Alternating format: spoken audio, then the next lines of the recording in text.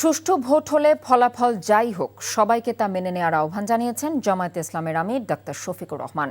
সকালে মিরপুর 60 ফুট মণিপুর স্কুলে ভোট দেন জামায়াতে ইসলামের আমির ডাক্তার শফিকুর রহমান। ভোট দিয়ে জামায়াত আমির বলেন, 1.5 যুগ পরে মানুষ ভোট দেবার সুযোগ পেয়েছে।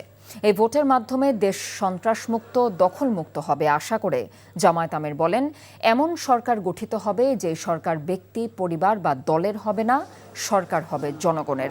জয়ের ব্যাপারে আশাবাদ প্রকাশ করে আমির বলেন, ছোটখাটো কোনো বিষয় হলে সেগুলো খেয়াল করবে না জামায়াত, তবে বড় কোনো জালিয়াতির চেষ্টা হলে প্রতিহতের হুঁশিয়ারি দিয়েছেন তিনি।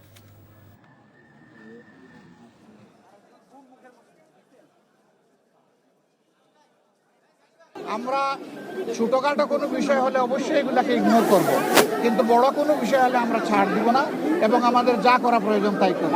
কারণ মানুষের ভোটের অধিকার হারিয়ে যাক, এটা আমরা কোনোভাবেই চাই না। আমরা চাই সুষ্ঠু ভোটের মাধ্যমে রেজাল্ট যেটা হবে সেইটা, ভোট যখন সুষ্ঠু হবে, নিরপেক্ষ হবে, সেই রেজাল্ট আমরাও মানবো, অন্যদেরকে মানতে হবে। এটাই গণতন্ত্রের সৌন্দর্য। আমরা এটা চাই, আপনারা দোয়া করবেন।